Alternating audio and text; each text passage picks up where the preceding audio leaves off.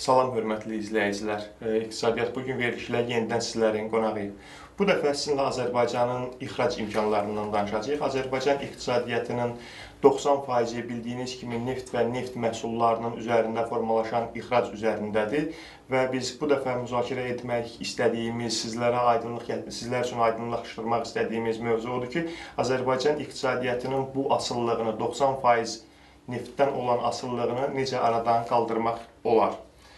Bu dəfə bununla bağlı verilişimizin qonaqları iqtisadçı ekspertlər Rövşən Ağayev və Azər Mehdiyevdir. Xoş gəlmisiniz studiyamıza. Sağ olun. Bildiyiniz kimi bu yaxınlarda İqtisadi Təşəbbüslərə Yardım Mərkəzi İctimai Birliyi tərəfindən hazırlanmış bir sosial çarx yayımlanmışdı. Həmin sosial çarxda əsas çatdırılan mesaj ondan ibarətdir ki, Azərbaycan ixracının neftdən asıllılığının aradan qaldırılmasının narahatlığını ifadə etmişdi.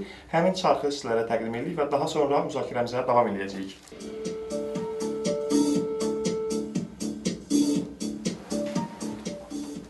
Baş bilənlər bilirsiniz nə deyirlər? Deyirlər ki, başqa ölkə insanlarından qazanc əldə etməyən milli iqtisadiyyat böyüyüb şaxələnə bilməz. Yəni Azərbaycan kimi ölkələr? Elədir ki, var. Dünya Bankı da belə düşünür. Bank bilicilərinin fikrincə Azərbaycan orta gəlirli iqtisadiyyata sahib olmaq və 2020-ci ilədək adambaşına gəliri 20.000 dollara çatdırmaq istəyirsə, qeyri-neft ixracını azı 50 dəfə artırmalıdır. İki sualım var. Niyə məhz neftdən kənar ixrac atmalıdır və niyə məhz 50 dəfə? Tutalım 10 dəfə yox. Sualların mütəxəssis cevablasa yaxşıdır. Rövşən bəy, neftdən kənar ixrac niyə belə çox artmalıdır?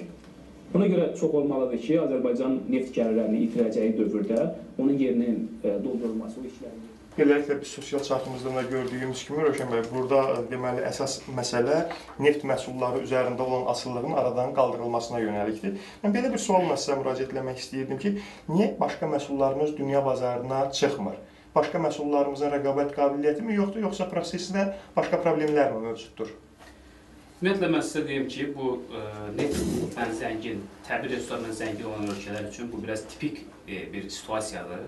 O baxımdan ki, o ölkələrdəki, belə deyək, hökumətlərin arxayınçılığı olur, belə deyək, zəhmətsiz, deyək, rahat şəkildə təbii resurslardan qazanc əldə edə bilirlər. Sanki iqtisadiyyatın başqa sahələri, belə deyək, yaddan çıxır, diqqətdən kənarda qalır. Yəni, bu tarixən biz bir çox ölkələrin, xüsusən də Afrika ölkələrinin, Ərəb ölkələrinin timsalında baxıb görsək ki, tipik bir situasiya olubdur. Neftdən, qazdan çox böyük pullar götürülübdür, həm büdcəni doldurmaq imkanı olubdur, həm müdaxili məhsulun, belə deyək ki, artımının, sabit artımını o yüksək, həm hasilat dövründə, həm qiymətlərin yüksək olduğu dövrdə təmin etmək mümkün olubdur. Həm hökumət neftdən qazandığı pullar hesabına insanların sosial durumuna təsir edə bilir. Buna görə də, belə deyək ki, təbii resurslardan kənar hansısa məhsulların dünya bazarına çıxardaq və o məhsulların satış hesabına iqtisadiyyatın sabitliyini təmin edək deyə bir qayğısı olmayıb hökumətlərin. Bu tarixən biz heç uzağa getmək lazım deyil və bir son 70-80 illər götürəndə baxıb görəcək ki, belə bir situasiya var. Və Azərbaycanda təxminən bu resurs lənəti deyilən bir anlayış var. Təxminən bu belə bir situasiyanın üzləşdik ki, müstəqillik əldə edəndən sonra, xüsusən də əsrin müqaviləsi 95-ci ildə bağlandı və 2000-ci illərin əvvəllərinə ki, Azərbaycana böyük neft pulları, indi isə artıq birisi ki, qaz pulları axmağa başladı. Hökumətdə belə bir arxayınçılıq yarandı ki, bizim artıq pulumuz var və rahat şəkildə büdcəni doldura bilirik, iqtisadiyyatda müəyyən bir sabit artım təmin edəmişik.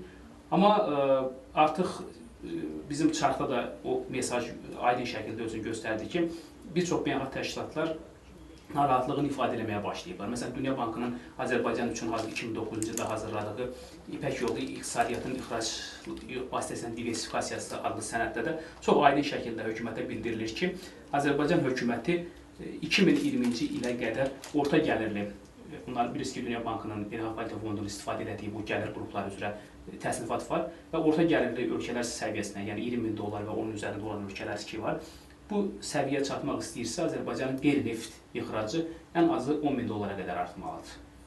Və bugünkü rəqəm təxminən 200 dollar civarındadır. Yəni, bugün Azərbaycanda siz bilirsiniz ki, təxminən ixracın, qeyri-neft ixracının payı 4-5%, yəni son illər sabit şəkildə 4-5% civarında olur. 95-96%-ə qədəri xam neft və üzərində neft məhsullarını təşkil edibdir.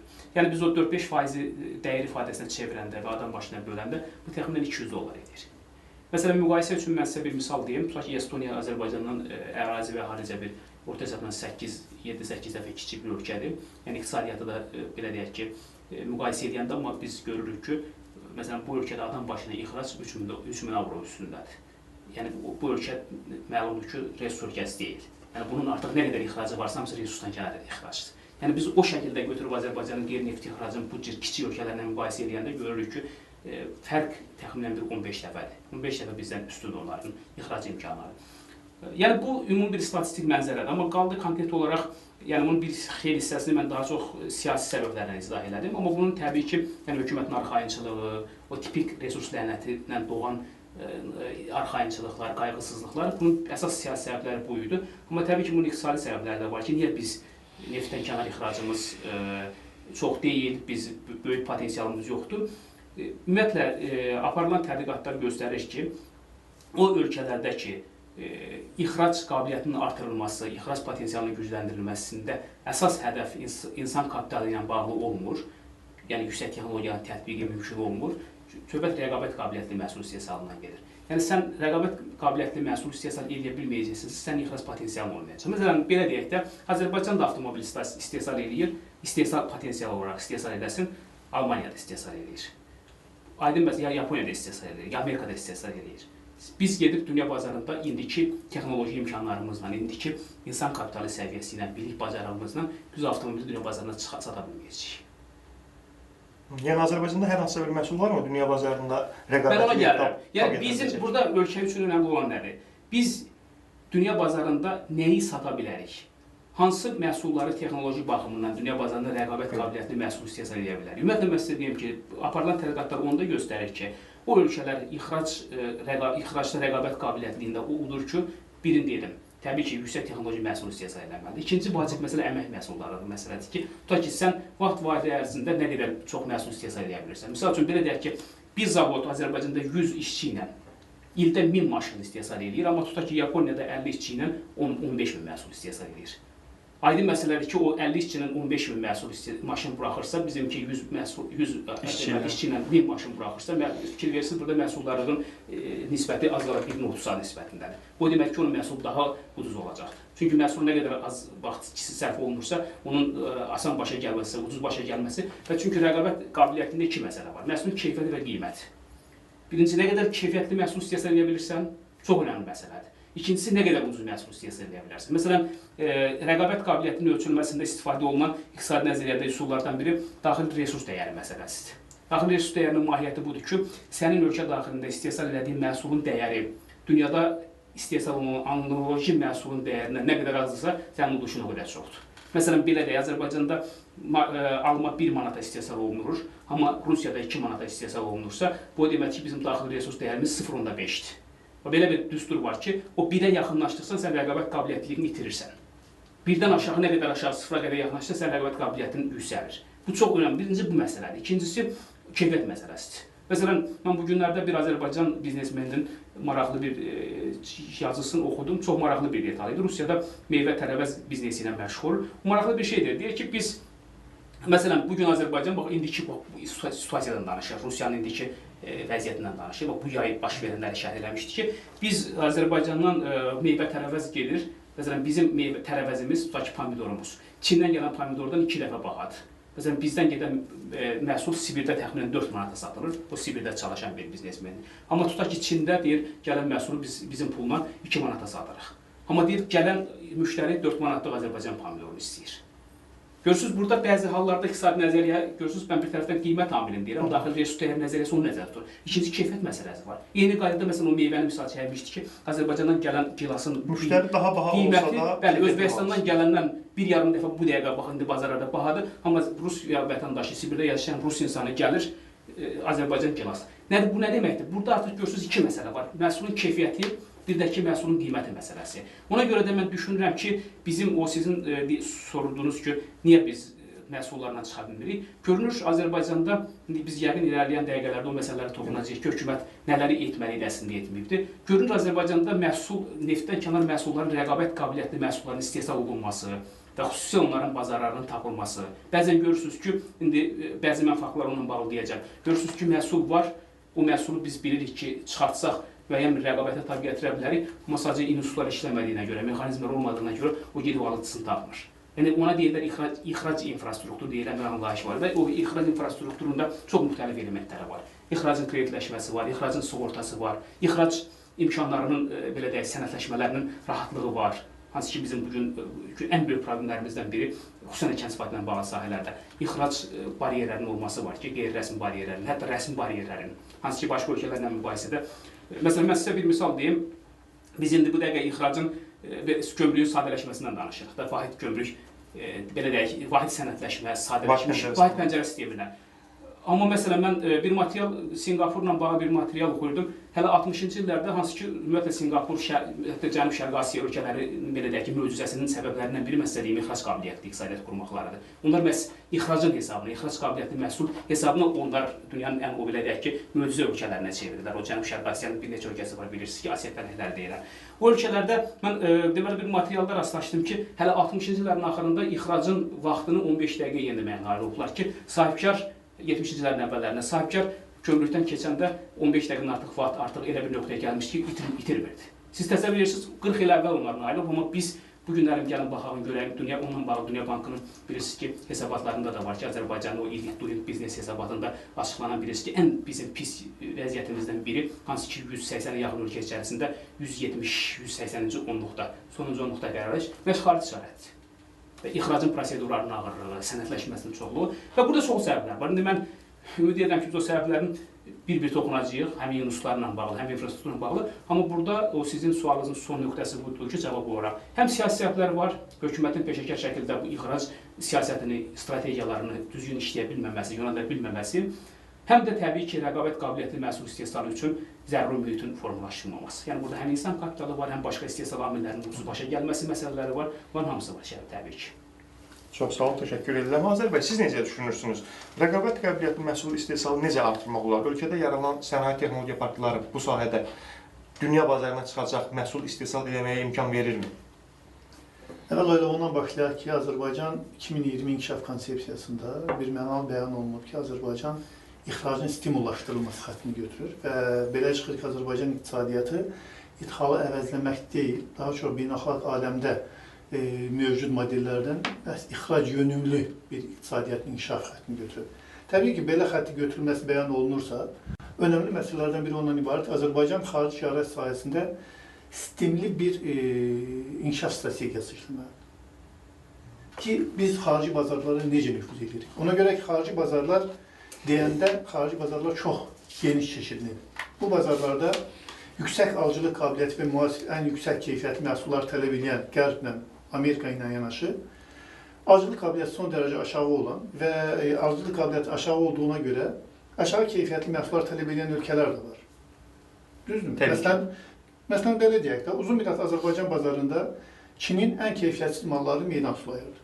Özünüz də yaxşı bilirsiniz, məsələn, Amerika bazarlarında da Çin məhsulları satılır, lakin o məhsulların keyfiyyəti ilə Azərbaycanda satılan Çin məhsullarının keyfiyyəti tamam fərqlidir. Proses nədən ibarət? Deməli, biz ixracın stimullaşdırma siyasətini götürürüksə və ümumiyyətlə ixracımızı, qeyri-neft ixracımızı artırmaq istəyiriksə, biz ayrı-ayrı ölkələr üzrə bir bazarın segmentləşdirilməsini edirlər. Bir segmentləşdirmə aparmalıyıq. Hansı ölkələrə nəyi sata bilərik? Hansı bazarlara yanaşmamız nədən ibarət olacaq? Hansı ölkə çıxacaq məhsulun keyfiyyəti necə olacaq? Bəli, hansı məhsullar, hansı ölkələrə hansı məhsul sata bilər və bu hansı keyfiyyətli olacaq? Və bu baxımdan bazarların segmentləşdirilməsi çox önəmlidir. Və burada ən vacib məqam nədən ibarət? Biz indi istehsal etdiyimiz məhsullarımızın keyfiyyəti aşağı olmasına rağmen qiyməti biraz yüksək. Və xüsusilə biz onu xarici bazarlara, bu saat röşəməm dedik, xarici bazarlara çıxaranda müxtəlif süni bariyerlər yüzündən onun qiymətinin biraz da qalxması baş verir. Deməli, biz keyfiyyətsiz məhsulların, keyfiyyətsiz məhsullarımızın ən az belə hesab edək, daha doğrusu yüksək keyfiyyəti olmayan məhsullarımızın daha ucuz satılmasına nail olmağa cəhd göstərməliyik. Bu bir. Bunun yolu bariyerlərin azaldılmasından, xüsusi, biz o barədə yenə danışarıq, xüsusi bunlar üçün şərtlərin yaradılmasından keçir və təbii ki, bu istiqamət söhbət nədən gedir? Bu daha çox, məsələn, tutaq ki, İraq bazarı, Əfqanistan bazarı, Şərq bazarı, Orta Asiya bazarı, Rusiya bazarlarından gedə bilər. Amma keyfiyyətsiz deməkdə nisbətən aşağı keyfiyyətli. Yox, keyfiyyətsiz yox, nisbətən aşağı keyfiyyətli. Bir də var ki, biz artıq müasir texnologiyalarla işləmiş yüksək keyfiyyətli məhsulları istehsal etmək istəyirik. Etiraf edək, bu bazara çıxış uzun zaman tələb edir. Böyük cəhətlər tələb edir. Məsələn, biz təbii ki, son vaxtlar diqqət yetirirsə ölkədə ən müasir texnologiyalara malik sənaye texnologiya parkları yaradılır, zavodlar yaradılır, müəssisələr yaradılır. Ancaq gəlin görək onların məhsulunu biz xarica çıxara bilirik ki, bu il. Onların məhsulunun böyük bir əksəriyyəti daxili bazara hesablanır. Hətta o məhsullar istehsal olunduqca xaricdən oxşar məhsulların gətirilməsinə qadağalar qoyulur ki, bu məhsullar daxildə satılsın. Və yanaşma da bundan ibarətdir. Birinci, bunlar daxili bazarda möhkəmlənəcək, sonra tədricən xarici bazarda meydan tutacaqlar. Lakin yanaşmanın bir səhvi var. O da ondan ibarət hələ ən yüksək texnologiyalar, avadanlığın quraşdırılması ən yüksək keyfiyyətli məhsulun istehsalı demək deyil. Bunun üçün digər amillər, insan kapitalı və digər olmalıdır. Yəni, digər amillər tamamlanmalıdır. Və ikincisi, ən yüksək keyfiyyətli məhsulun buraxılması belə onun xaricdə rahat satılması demək deyil. Çünki xarici bazarlara çıxış tamam yeni yanaşmalar tələb edir. Birincisi, xarici bazarlara çıxış məhsulun xarici standartlara uyğun sertifikatlaşdırılması tələb edir. Xarici bazarların tələblərinə uyğun. Xarici bazarlar deyəndə həmin şeyi yadda saxlayaq. Bütün ölkələr öz bazarlarını və digər formada qorumaq siyasətini həyata keçirirlər. O ölkələrdə müəyyən regional bazarlar, müəyyən dövlətlər arası qurumlar var. Məsələn, Dünya Ticarət Təşkilatı. Dünya Ticarət Təşkilatına üzv olan ölkələr üçün məhsulların hərəkətinə tamam fərqli şərtlərdir, əlverişli şərtlərdir. Dünya Ticarət Təşkilatına üzv olmayan ölkələr üçün tamam fərqli şərtlərdir. Yəni, bax, bu cür birliklərə üzv olmaq lazımdır, müəyyən standartları əldə etmək lazımdır. Avropanın, Amerikanın. Bunu da uzun zaman tələb edir və bundan əlavə çox vacib məqam dövlətlər arası, ölkələr arası diplomatik yanaşmalar tələb edir. Həmin ölkələrlə danışıqlar aparılsın. Yəni, Dünya Ticarət Təşkilatı haqqında ayrıca danışan, ancaq Dünya Ticarət Təşkilatına üzv olan zaman diqqət yetirirsinizmi? Orada da iki tərəfli danışıqlar var, çox tərəfli danışıqlar var. Yəni, iki tərəfli danışıqlar hər ölkələrin maraqlarına toxunan məsələlər üzrədir. Diplomatik danışıqlar tələb edirik bu bazarlara daxil olmaq üçün biz məhsulumuzun keyfiyyətini artırmaqla yanaşı bu sahədə bir, belə deyək ki, irəliləyişlərə nail olar. Həm də çox tərəfli danışıqlar hansı ki, ölkələrin bir çoxlarının ortaq, belə deyək ki, maraqlarına toxunur. Bu baxımdan rəqabət qabiliyyətli məhsul istehsal etmək hər zaman yalnız çox yüksək keyfiyyətli məhsul istehsal etmək demək deyil. Sadəcə bazarların damarını düzgün tutmaqdır və mövcud, təbii ki, proseslər son nəticədə daha yüksək keyfiyyətli məhsul istehsal etməklə ixracın artırılmasına yönəlir, strategiya ona yönəlir. Lakin ixracı genişləndirmək üçün biz bazarları öyrənməklə, segmentləşdirməklə hər bazarda nəyi sata bilərik, adı ilə getməlidir. Bu saat Rövşən mənim dediyi yaxşı bir şey var. Azərbaycanda kənd təsərrüfatı məhsulları təmizdir, orqanikdir, üzvüdür, yəni heç bir şey yoxdur. Və xarici məsələn Rusiya bazarlarında xüsusən Azərbaycan tərəvəz məhsullarının hər zaman tələbatı olur. Brend kimi qəbul olunur, Azərbaycan brendi var orada. Deməli, orada alıcılıq qabiliyyəti imkan verən bütün ailələr ucuz Çin məhsulundansa, hansı ki, keyfiyyəti şübhə doğurur, Azərbaycan məhsullarının üstünlük verməyə meyillidirlər. Niyə biz bu faktdan istifadə eləməyək? Niyə imkan verməyək ki, Azərbaycan tərəvəz məhsulları, kənd təsərrüfatı məhsulları daha sadələşmiş şərtlərlə, heç bir problem olmadan geçsin Rusiya bazarlarına və orada satılması təmin olsun. Düzdür, biz qeyd eləməliyik, Azərbaycanda ixrac rüsumları yoxdur.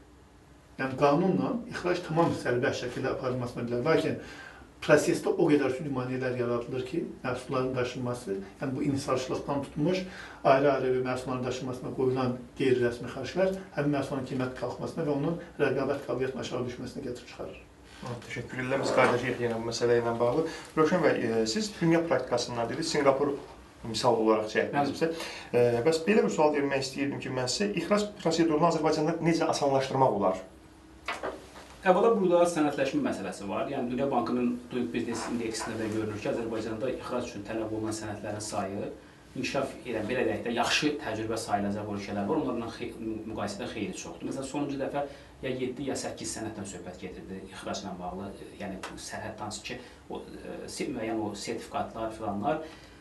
Amma məsələn, inkişaf eləmiş ölkələrdə artıq, yəni, daha doğrusu yaxşı təcrübə sayıla biləcək ölkələrdə, biz nümunə kimi götürə biləcəyimiz ölkələrdə 3-4 sənəddən söhbət gedir. Yəni, bu o deməkdir ki, artıq bizim hansısa bir ixracla məşğul olmaq istəyən, öz məhsulunu dünya bazarının hansısa bir nöqtəsini çatdırmaq istəyən sahibkardan o nümunə sayılacaq ölkədən sahibkardan 1-2 dəfə çox sənəd istənir. Özü də bilirsiniz ki, sənəd nə qədər çoxdursa, deməli, bürokratik kanallar o qədər çoxdur, bürokratik pilələr o qədər çoxdur, vaxt itkisi o qədər çoxdur. Bir də təbii elə vaxt itkisi demişkən, burada vaxt itkisi məsələsi var. Tutaq ki, yenə də Doing Business indeksinin araşdırmaları göstərir ki, mən bayaq 15 dəqiqə dedim. Yəni məsələn Gürcüstanda da artıq bu məsələ var. Söhbət bir neçə saatdan söhbət gedir ki, sən sərhəddə ən yaxşı halda bir neçə saat itirə bilərsən. Amma Azərbaycanda aparılan araşdırmalar göstərir ki, bu bəzən 10 günlərlə çəkir. Sahibkarın orada yerləşib qalma vaxtı bir 10 günlərlə çəkir. Və siz nəzərə alın ki, əvvəla heç xarab olmayan məhsul deyil, bu qədər vaxt itkisi sahibkarı görür və o artıq ixrac, belə deyək ki, stimullarını ödürür. Amma hələ mən orasını demirəm ki, bir çox hallarda, məsələn, biz bir müddət əvvəl, təxmin 3 il əvvəl, Quba-Xaçmaz regionunda bizim ekspertlər müsahibələr götürmüşdü fermerlərdən. Çox ciddi şəkildə narazılıq eləmişdilər ki, bizi artıq günlərlə deməli saxlayırlar sərhəddə və bir çox hallarda bu günlərlə bizim məhsullarımızın itkisinə səbəb olur. Sonra orada artıq mexanizmlər ilə qurulub ki, daşıma mexanizmləri. Tutaq ki, biz avtomobillə daşımağa qeyri-rəsmi, burada biz qeyri-rəsmi deməli maneələrdən danışdıq. Elə ən ciddi məsələlərdən biri budur ki, sərhəddən malların keçirilməsində avtomobillərə bəzən maneələr yaradılır. Deyirlər, yox, biz rentabelləşdirmək üçün bizim qatarlarımız, yük qatarla daşımaq istəyir. Biz məcbur oluruq o halda malı biz, məhsulu biz, hansı ki, maşınla olanda onu hansı öz nöqtəsindən götürüb, yığım nöqtəsindən götürüb satış nöqtəsinə çatdırır. Burada belə deyək, xüsusi soyuducu maşınlarla aparanda problem olmur. Amma sən deyir artıq fermer kimi onu yığım nöqtəsindən gətirib, bir dəfə sərhəddə qatara boşaldanda, bir dəfə də gedib Rusiyada məcbursan qatardan boşaldıb, çünki qatar son nəqliyyat getmir də, məcbursan bir də 2 dəfə, 3 dəfə bu artıq həm vaxt itkisi olur. Yəni bu cür qeyri-rəsmi şəkildə maneələr var. Həm vaxt baxımından bizim o ölkələrdən fərqimiz var. Maliyyə baxımından daha çox xərc. Həm də əlavə maliyyə xərci, bir dəfə maşına pul verirsən, bir dəfə qatara yükülürsən, o artıq hamısı fəhlələrə verirsən, ya yük boşaldana verirsən. Üstə gələk bizim, mən sizə deyim, bizim apardığımız araşdırmalar onu göstərir ki, bizim ən böyük problemlərimizdən biri də, məsələn, Rusiya bizim üçün böyük bazardır. Gürcüstan böyük tutumlu bazar deyil, amma müəyyən mənada bazar ola bilər. Məsələn, niyə mən sizə deyim? Gürcüstanda çox sadə bir misal. Mən bunu fermerlərlə söhbət əsnasında belə deyək, ortaya çıxartdığım bir tapıntıdır. Gürcüstanda məhsul yetişməsi bizdən 1 ay sonra təxminən. Məsələn, üzümün yetişməsi bizdən 1 ay sonraya təsadüf edir. O 1 ay bəs edir ki, Gürcüstan bizim üçün bazar olsun. 1 ay biz Gürcüstana bazar məhsulu çıxarda bilirik, çünki Gürcüstanda meyvə tərəfəz, yenə deyirəm, iqlimə görə bizdən 1 ay sonra. Yəni, demək bu ölkələrlə bizim problem nədir, mən sizə deyim. Aparılan araşdırmalar göstərir ki, hələ o sərhəddəki qeyri-rəsmi süründürməsilik, bürokratiyanı kənara qoyuram, infrastruktur yoxdur. Anbarlar, saxlama anbarlar, xüsusən soyuducu anbarlar. Söhbət təkcə hansısa xarab olan məhsullar üçün soyuducu anbarlar olmalıdır. Siz gedin baxın Rusiya ilə Gürcüstana sərhəddə nə dərəcədə bizim təchizatımız, belə deyək, ixracatçıların təchizatı var ki, bu məhsulları saxlama anbarları problemi var, keçirtmə problemi var. Hökumətin eləyə biləcəyi ən böyük işlərdən biri mən sizə deyim, sərhəd ticarətinin qurulması ola bilərdi. Regionlar sərhədlərdə böyük topdan satış bazarlarının qurulması ola bilərdi. Azərbaycan hökuməti bu təşəbbüsü vaxtında gücü. Əslində Rusiya bazarı bizə lazımdır. Niyə? Çünki Rusiyanın, onsuz da Rusiya nəhəng ölkədir. Məsələn, Rusiyada belə deyək ki, meyvə tərəvəz biznesinə məşğul olanlar deyir ki, 50-yə qədər dünya ölkəsindən Rusiyanın ən azı 50-yə qədər ölkəsindən meyvə tərəvəz gəlir. Latin Amerikası ölkələrindən belə məhsullar gətirirlər. Nəhəng ölkədir, Rusiyanın 140 milyon əhalisi var, çox böyük bazardır və bütün dünyanın gözü Rusiyadadır. Bir kiçik bir ölkə, Özbəkistan kimi ölkə Rusiyanın hesabına yaşayır. Halbuki Özbəkistan bizdən ikilər böyükdən bu Rusiyanın hesabına yaşayır. Niyə? Çünki Rusiya böyük bazardır. O baxımdan bizim hökumətimizin, mən sizə deyim, ən böyük belə deyək, vaxt itkisi səbəb yol verdiyi məsələlərdən biri Azərbaycanın sərhəd ticarətinin qurulmaması. Həm Gürcüstanla, həm Rusiya ilə böyük regional bazarlar qurmaq olardı, topdan satış bazarları qurmaq olardı. Halbuki siz kiçik bir sorğu keçirdin, Gürcüstana gedib gələn adamları, Rusiyada gedib gələn insanları, nəinki sərhəd ticarəti, əlində gələn özünə gəldiyi şəxsi istehlak mallarını keçirməyə imkan vermirlər ki, niyə siz bunu oradan alıb gətirmirsiniz? Yəni, Gürcüstanda bizdən xeyir, ya İranın özü ilə. İndi İran məsələn biraz fərqli ölkədir, çünki İranın məsələn böyük kənd sıfatı potensialı var. Bəlkə İran maraqlı olmaya bilərdi bizimlə sərhəd ticarətdə. Çünki İranda çünki bilirsiniz məhsullar çox ucuzdur. Dövlət yanacağı böyük subsidiyalar verir deyə onların deməli kənd sıfatı məhsullarının başa gəlmə dəyərindən bizdə bir az qala 2 dəfə fərq var. Amma mən əminəm ki, biz Rusiya ilə, xüsusən Rusiya ilə böyük sərhəd ticarəti qurmağa nail olsaydıq, biz bu işləri görə bilərdik. Və növbəti mən bayaq mexanizmlər məsələsi dedim. Məsələn, yaxşı təcrübəni öyrənmək lazımdır. Yəni, yaxşını öyrənmək lazımdır, pisi kəmiz. Amerika Birləşmiş Ştatlarının ixracın stimullaşdırılması ilə bağlı, xüsusən kənd sıfatı ixracının stimullaşdırılması ilə bağlı çox gözəl təcrübəsi var. Məsələn, Amerikada kənd sıfatı nazirinin nəzdində xarici kənd təsərrüfatı bölməsi deyilən xarici kənd təsərrüfatı xidməti bölməsi deyilən bir bölmə var. Onun işi, gücü, missiyası bütün dünyada Amerikanın kənd sıfatı məhsullarının bazarlarını axtarmaq və yaymaqdır. Və dünyanın 70 ölkəsində Amerika Kənd Sıfatı Nazirinin xüsusi strukturu var. Səfirliklərin nəzdində, deməli, həmin o Kənd Sıfatı Nazirinin xidmət bölməsi yaradılıbdır. bunun işi nədir? Bunun işi yalnız dünyada kənd təsərrüfatı bazarlarını öyrənmək bir çox önəmli məsələdir. Məsələn, bugün Rusiyada vəziyyət ağırdır, düzdür. Mətbuat oradan yazır ki, Rusiya ixraca embargo, amma biz Rusiya bazarının vəziyyətini bilmirik ki, hansı ölkələrdən nə gəlirdi. Bu dəqiqə bizim Rusiyadakı səfirliyimizin hər iqtisadi ateşkəsin işi, yaxud belə bir struktur yaradılsa, onun işi nə olmalıdır? Rusiyanın bazarlarına hansı ölkələrdən sanksiya tətbiq olmuş ölkələrdən nə gəlirdi? Və biz onun yerinə nə göndərə bilərik? Bəlkə ola bilər Latin Amerikasından elə bir egzotik meyvə gəlir ki, biz onu verək, bizdə yoxdur. Burası ayrıdır. Amma tutaq ki, elə bir pomidor, xiyar, meyvə gəlir ki, o bizdə var. Dərhal onu öyrənməlidirlər. İxracın inkişafında çox ciddi məsələlərdən biri informasiyaların toplanmasıdır. Dövlətin sahibkara verə biləcəyi ən böyük töhfə ixracla bağlı bazarların öyrənilməsi və o gündə hər aylıq, həftəlik hesabatların hazırlanması və saytlar vasitəsilə bazarlardakı vəziyyətləri, dünya bazarına gedən vəziyyətləri sahibkarlara çatdırmaq. Bizim hökumətimizin görə biləcəyi, amma görmədiyi çox vacib işlərdən biri budur. İkincisi, Amerikadan elə misal çəkmişkən, ixracın stimullaşdırması ilə bağlı sığorta kredit mexanizmi. Məsələn, Amerikada deməli xüsusi əmtəə korporasiyası var, dövlətin yaratdığı korporasiyadır. O korporasiya Amerika kənd təsərrüfatı məhsullarını alan xarici şirkətlərə, xarici subyektlərə 30 gündən 3 ilə qədər kreditlər verir. Çünki mənim məhsuluma var. Pulun yoxdur, ev yoxdur, mən verirəm. Pulumu da verirəm, məhsulumu da verirəm. Apar sat, mənim məhsulumdan pul qazan, mənim pulumu qaytar. Özü nə qədər ağıllı siyasətdir. Yəni artıq belə də sahibkarın pul qayğısı da olmur. Pulunu da verir, məhsulunu da verir. Hamısını verir, deyir gəl bu pulu dövlətdən al, get Amerikan sahibkarından kənd təsərrüfatının məhsulunu apar sat, sonra gətirib Amerika dövlətinə ödəyərsiniz. Və ixracın sığortası məsələsi. Hansı ki, bizim ən böyük yaralı yerlərimizdən biri budur. Çünki məhsul gedib xarici bazarda bata bilər. Xarici bazarda getdiyi yerdə həmin ölkədə fövqəladə hadisələr baş verə bilər. Zəlzələ ola bilər, çevrilişlər ola bilər. O məhsul gedə bilər, düzdür? Bəli. O məhsulu sığortalamaq lazım. Sənəddən çıxan nöqtədə hökumət o deməli ixracın sığortasını eləməlidir. Bunun üçün sığorta ilə məşğul olan şirkətlər olmalıdır. İxracın sığortası ayrılmalıdır. Yəni kreditləşmə bir problemdir, bir məsələdir. Tutaq ki, o sığorta bir məsələdir. O baxımdan mən düşünürəm ki, bizim hökumətimiz əgər doğrudan da Dünya Bankının da qoyduğu o ixrac yönümlü hədəfi olan ölkə çevirmək istəyirsə və xüsusilə də özünüz dünyada gedən prosesləri artıq izləyirsiniz. Resurs bazarlarında, təbii resurs bazarlarının çox ciddi təhlükə altındadır. Artıq neftin, qazın erası, yəni bunu açıq demək lazımdır ki, çəkinmədir. Mən bəzən rəsmi şəxslərimiz bunu biraz çəkinə deyirlər. Çünki hesab edirlər ki, Azərbaycan resurs gəlirlərini itirsə, doğrudan vəziyyətimiz ağır. Amma onu açıq demək lazımdır ki, yaxın 10 il dünyanın enerji xəritəsidir ki, sürətlə dəyişir. Hansı ki, məsələn, biz deməli, təkcə ilə son 5 ildə Avropanın qaz istehlakı 11% azalıb.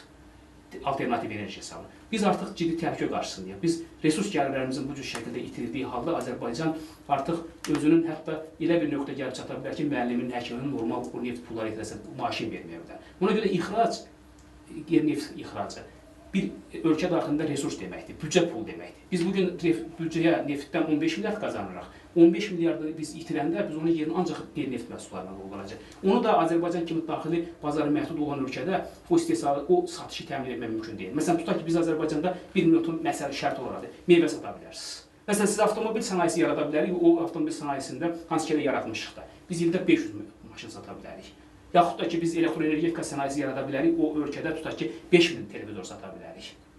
Amma biz Rusiya boyda 140 milyonluq bazara, biz Avropa Birliyi boyda 450 milyon istehlakçısı olan bazara çıxmaqla, bu deməkdir ki, bizim artıq 8 milyon Azərbaycan istehlakçımız yoxdur. Bizim elə bir ki, yarım milyardlıq bir istehlakçısı olan bazara çıxır. Sadə misal deyim. Dəfələrlə fərqli bir bazar. Sadə bir misal deyim. Məsələn, mən kəndçi görmüşəm ki, o öz bazarları tanımır, ya biliyi yoxdur, ya məlumatı yoxdur. O məhsulu yalnız kəndində satır. 2 hektar torpağı var, orada məsələn 100 ton məhsul istehsal edə bilər. Bir il 100 ton istehsal edir, onu 100 nəfərə satır, 90 ton əlində qalır, gələn ləyimir. O itirilmiş gəlir deməkdir. Amma kəndçi var ki, 2 hektar torpağı var, 100 ton məhsul istehsal edir, onu kəndində yox, Bakıya çıxardır. Amma ixrac artıq bu deməkdir ki, sən kəndindən Bakıya yox, sən öz Bakıdan da kənara, Azərbaycan kənara çıxırsan və çoxlu sayda istehlakçı götürürsən. Azərbaycan çox haqlı deyir. Biz bazarları segmentləşdirəndə biz görəcəyik ki, bizim nisbətən az keyfiyyətli məhsulumuz üçün daha az gəlirli ölkələri seçəcəyik, Rusiya kimi. Amma tutaq ki, bizim belə deyək, pomidorumuza belə deyək ki, 2 manat Rusiyada verilərsə, ola bilər ki, hansısa məhsulumuza belə deyək də Avropa Birliyinin bir ölkəsində bizim hansısa bir məhsul vahidimizə 15 avro verəcəklər. Siz təsəvvür edin ki, bizim bir sahibkarımız, kiçik bir sahibkarımız ölkə daxilində il ərzində ən yaxşı halda 10.000 avro məhsul sata bilirsə, amma Avropa bazarına çıxanda 200.000 avro ilə satacaqdır. o ölkəmizə 200 min avro gətirəcək. O 200 min avro artıq hökumət üçün onun ən azı bir 25%, belə deyək, orta vergi yükünə 25% gəlib hökumət üçün vergiyə çevriləcəkdir. İstənilən ölkədə vergi yükünü götürəndə 25, məhsul dövlətində 25%. Biri var 10 min dollarlıq məhsul ölkə daxilində da 2500 belə deyək dollar hökumətə vergi ödəyə. Bir də 500 minlik məhsul satı həmin sahibkar onun 1/4 25% 100 min avro edir. Yəni bu ixracın ən böyük üstünlərindən biri odur ki, biz həm belə deyək ki, məşğulluq üçün alternativ mənbələr yaradırıq. Artıq istehsal genişləndikcə 100 nəfər bir sahib müəssisə 100 nəfər üçün yox, 500 nəfər üçün iş olur. Biz artıq büdcə üçün gəlir mənbə əldə edirik. Biz neftdən asılıyıq deyə bir qorxumuz olmur. Mən sizə bir maraqlı misal deyim. Məsələn, bizdə indi daha çox bu neft gəlirləri, təbii resurslarla müqayisə olunanda daha çox Nigeriya, Norveç, Ərəb ölkələri misal çəkilir. Amma heç resursu meşə də bir təbii resursdur. Finlandiya böyük meşə resursu olan ölkədir. 70-ci illərə qədər Finlandiyanın büdcə gəlirlərinin də, məşğulluğunun da, iqtisadiyyatının 80%-ə qədəri meşə sənayesinə bağlı olubdur. Meşə sənayesi də təbii resursdur. Səvaqlar dünya bazarında ağac emalı ilə bağlı, ağac sənayesi ilə bağlı problem yarananda çökür. Başa düşdülər ki, ağıllı şəkildə bu təhlükəlidir. Finlandiya 60-cı illərin sonundan götürdüyü siyasət, xüsusilə də yüksək texnoloji məhsulların istehsalına yönəldilmiş siyasət onu gətirib çıxartdı ki, artıq 80-ci illərin ortalarında, ötən əsrin 80-ci illərin ortalarında Finlandiyanın ixracında meşə sənayesinin payı 40%-ə düşmüşdü, 80%. Nəyin hesabına? Elektroenergetika sənayesinin hesabına. Artıq bu günlərin bilirsiniz də, indi o biraz çox istifadə olunmuş nümunədir, Nokia'nın nümunəsi ki, Nokia'nın artıq bu günlərin ixracda payı, mən sizə deyim ki, əvvəla 20%-dən çoxdur.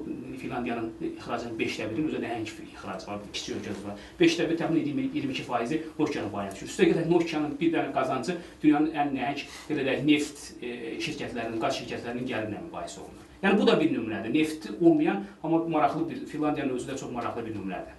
İxracın diversifikasiyasını yoxlayır nəzərdən. Bu məsələyə biz yenə bir daha toxunacağıq. Azərbaycan, siz necə düşünürsünüz? Azərbaycanın Dünya Ticarət Təşkilatına üzv olmasını sürətləndirmək lazımdırmı? Sürətləndirmək Azərbaycana nə qazandırar? Dünya Ticarət Təşkilatına üzv olma məsələsi Azərbaycan üçün çox belə deyək ki, mübahisəli məsələlərdən birinə çevrilib. Heç kəs sirdir ki, Azərbaycan Dünya Ticarət Təşkilatına üzv olmaq üçün 1997-ci ildə ərizə ilə müraciət edib. Ondan sonra bu proses bir qədər ləngidi, sonra zaman-zaman bunun sürətləndirilməsinə bağlı müəyyən qərarlar oldu. Ancaq hər halda bu gün siyasi iradə onu göstərir ki, Azərbaycan bu məsələdə bir qədər tələsmə mövqeyi tutmur. Azərbaycan çalışır ki, ölkədə daxildə rəqabət qabiliyyətli məhsul istehsalına nail olsun və ondan sonra Dünya Ticarət Təşkilatına üzv olsun. Sadəcə burada problem nədən ibarət? Rəqabətə qapalı olmaqla rəqabət inkişaf gətirmək olmaz. Əgər biz rəqabət qabiliyyətli məhsul istehsal etmək istəyiriksə, rəqabətə açıq olmalıyıq. Rəqabətə açıq olmanın da yolu ondan ibarətdir. Biz dünya ticarətinə həmin şərtlərlə, bərabər şərtlərlə daxil olaq. Yəni bugün artıq Rusiyada, Qazaxıstan, Qırğızistan Dünya Ticarət Təşkilatının üzvüdür. Gürcüstan Dünya Ticarət Təşkilatının üzvüdür. Ətrafımızda olan ölkələrdən. Hətta İran da artıq üzv olma mərhələsindədir. Yəni belə bir şəraitdə Azərbaycan ətraflı, bütövlükdə Dünya Ticarət Təşkilatına üzv olubsa, bizi Dünya Ticarətinə üzv olmaqdan saxlayan nədir? Bu sual çox önəmlidir. Çünki Dünya Ticarət Təşkilatına üzv olma bizə əlavə əlverişli şərtlər verir. Sadəcə olaraq, ən böyük danışılan məsələlərdən biri odur ki, Dünya Ticarət Təşkilatına üzv olan zaman ölkəyə idxal sürətlənəcək və ölkədə yerli istehsalın aradan çıxarılması prosesi baş verə bilər. Burada da bunun nə qədər gözlənilən bir təhlükə olduğunu bunun əsaslı söyləyək. Əvvəla bugün onsuz da Azərbaycan bir çox məhsulları idxal edir. Yəni burada dəyişiklik bir şey yox. İkinci bir tərəfdən biz ixraca yönlük məhsulu bugün istehsal edə bilirik. Sərdən ondan danışırıq. Biz ixrac yönlü məhsulu istehsal etmək istəyiriksə, istehsal etdiyimiz məhsulun xaricə satılmasına nail olmalıyıq. Və bunun üçün də bütün proseslər, bayaqdan dediyimiz prosedurlar, işlər həyata keçirilməlidir. Əgər bu istiqamətdə iş həyata keçirilmirsə, bunun nə qədər uzadılıb, nə vaxt biz Dünya Ticarət Təşkilatına üzv olmağa hazır olacağıq sualı özü açıq qalmış olur. Artıq bu, sırf belə deyək də, yerli istehsalı qorumaq sözü burada qeyri-müəyyən bir zaman olayışını gətirir. Əgər belədirsə, qoy dəqiq bir strategiya olsun ki, məsələn, 5 il müddətində biz həqiqətən ölkə iqtisadiyyatının Dünya Ticarət Təşkilatına üzv olmağa hazır vəziyyətə gətirəcəyik. Artıq bu hazır vəziyyətə gətirmək nə demək olduğunu orada açıq olmalıdır. Ondan sonra keçid olmalıdır. Yox, bu qeyri-müəyyən zamana uzadılırsa, bu yalnız inhisarçıların marağına oynayan bir proses olur. Bir analogiya gətirim. Azərbaycanın bugün futbolu dünya futboluna müqayisə olmayacaqdır. Xüsusilə belə deyək də, yüksək futbol ölkələrinə müqayisə olmayacaqdır zəif. Buna görə biz Avropa oyunlarından, Avropada olan məsələn UEFA kubokunda digərlərindən imtina edirikmi? Dünya çempionatına qatılmaqdan imtina edirikmi? Yox. Açıq, düzdürmü? Əksinə təcrübə qazanmaq istəyirik. Xaricdən oyunçular cəlb edirik. Hətta bu prosesə bir qədər də xaricdən texnologiyalar cəlb etmək, məşqçilər cəlb etmək daha tamamlanmalıdır ki, biz dünya futboluna daha tez inteqrasiya edək. Bəs belə olduğu halda niyə biz iqtisadiyyatda başqa mövqe tuturuq? Yəni, bu baxımdan mən hesab edirəm ki, həqiqətən Azərbaycanda, xüsusilə biz yenə deyirəm ki, sənaye texnologiya parkları yaradırıqsa, biz müasir texnologiyalar əsasında avadanlıqlar gətiririksə, bu prosesi uzatmağına dəymir. Dünya Ticarət Təşkilatının üzv olma prosesini sürətləndirmək lazımdır və rəqabətli mühitdə rəqabətli məhsul istehsal etməyə alışmalıyıq. Rəqabəti qapatmaqla biz rəqabətli məhsul istehsal edə bilməyəcəyik. Bütün hallarda vəziyyət inhisarçıların əlində olacaq. İnhisarçılar isə məhsullarını yüksək qiymətə satmaq üçün meyilli olurlar və yüksək qiymətdə bizim üçün elə məhsulun rəqabət qabiliyyətini aşağı salan ən mühüm məsələlərdən biri olacaq. Yəni, bu baxımdan biz hesab edirik ki, Dünya Ticarət Təşkilatının üzv olma prosesi sürətləndirilməlidir. Amma əslində mən sizə bir məqamda deyim, Dünya Ticarət Təşkilatı bağlı ki, Dünya Ticarət Təşkilatı bizdə həmişə negativ tərəfi qabardılır. Təbii ki, o məqsədli şəkildə ki, biz sərhədlərimizi açacağıq, filan edəcəyik və ucuz məhsullar ölkənin başına götürəcək. Amma heç kim onun pozitiv tərəfini demir ki, başqa ölkələrin də bazarları bizim açılacaq. Biz tərəzinin gözünü hazırlamalıyıq, bizim də bazarımızı açmağın, belə deyək, qazanclarını, yetkilərini tərəzinin gözünə qoymalıyıq. Başqalarının da, bütün dünyanın da bazarlarını, hansı ki, bilirsiniz ki, dünya ticarətinin az qala 98% dünya ticarət təşkilatında cəmləşib. O deməkdir ki, bütün dünya orada artıq. Bizdən, belə deyək, biz və bir kiçik istisnalarla. Və başqa ölkələrin də bazarlarının bizim önümüzə açılmağı, tərəzinin gözünə qoyma, onun itkilərin və uduşların tərəzinin gözünə qoymaq lazımdır.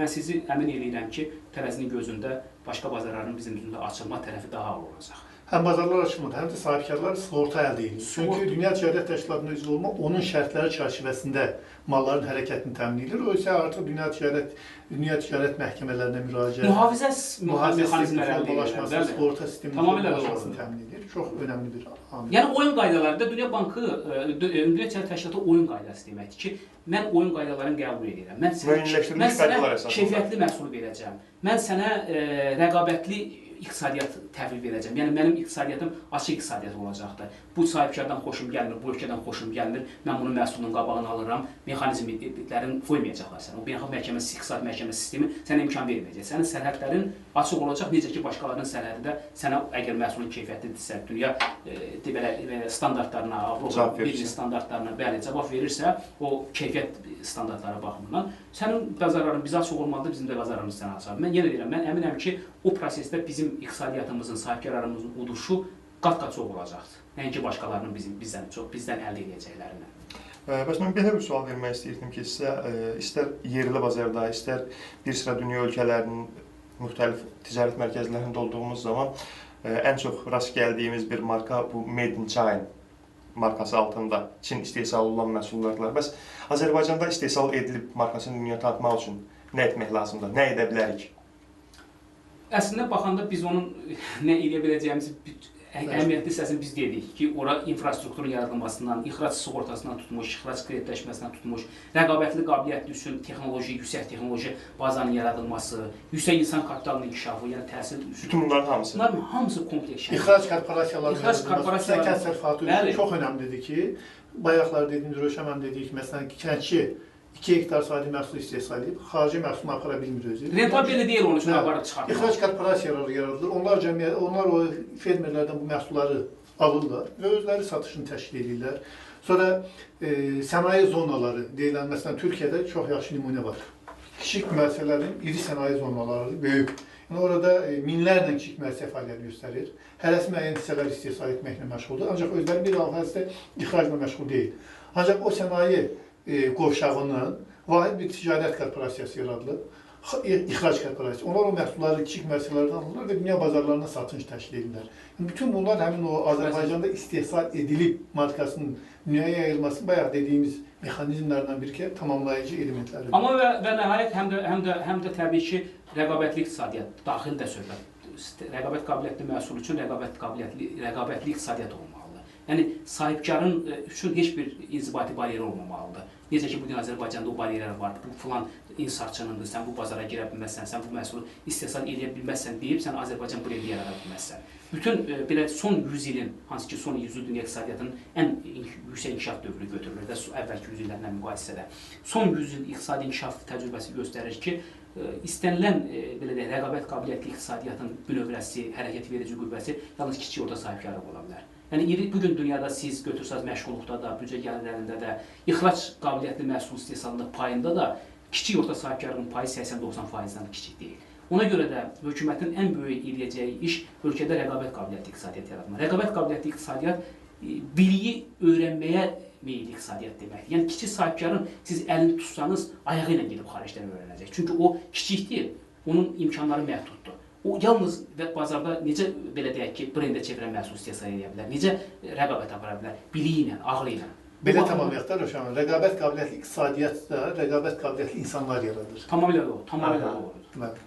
Və bizim artıq efir vaxtımız sona çatmaq üzrədir. Bizim ənənəvi bir sualımız var ki, mən bu sualı vermək istəyirdim sizlərə. Bu prosesdə vətəndaş cəmiyyətinin rolu nədən ibarət ola bilər?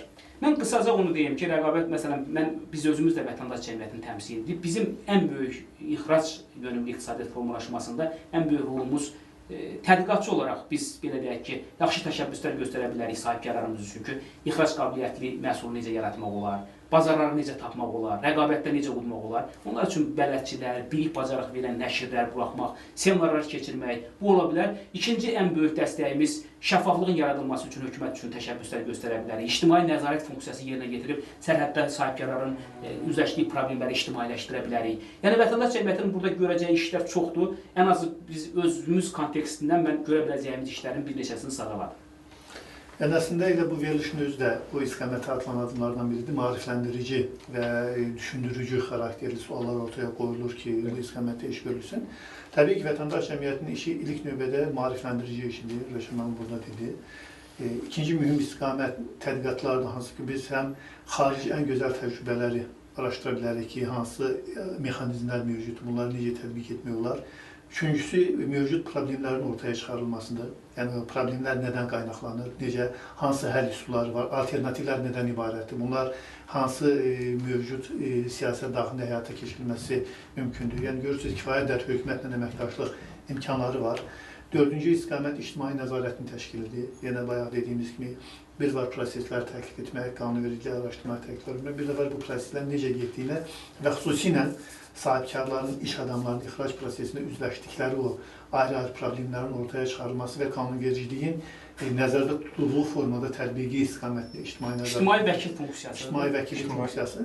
Və nəhayət ən mühüm alətli vasitələrdən biri də biz bayaqlar dedik ki, ixracda ən mühüm məsələlərdən biri dövlətin xaricdə diplomatiyasıdır.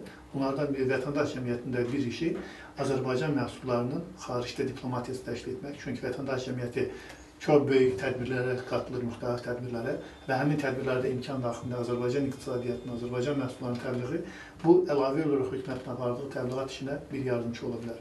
Yəni bu baxımdan biz hesab edirik ki, bu istiqamətdə də vətəndaş cəmiyyəti ilə hökumət qurumlarının, vətəndaş cəmiyyəti ilə iş adamlarının, vətəndaş cəmiyyəti müxtəlif təşkilatların bir-birlə və xarici vətəndaş cəmiyyəti və iş adamları ilə vətəndaş cəmiyyətinin geniş əməkdaşlıq imkanları mövcuddur. Çox sağ olun, mən çox təşəkkür edirəm sizə dəyərli vaxtınızı ayırıb verilişimizə qatıldığınız üçün və beləliklə hörmətli izləyicilərimiz, biz Azərbaycanda idxal olunan məhsulun 90%-nin neft üzərində və neft məhsulları üzərində olduğunu vurguladıq və bu sahədə digər məhsulların necə və hansı formada daha da dünya bazarına çıxardılması yollarını müzakirə etməyə çalışdıq. Sağ olun, gəlin görüşlərə qədər.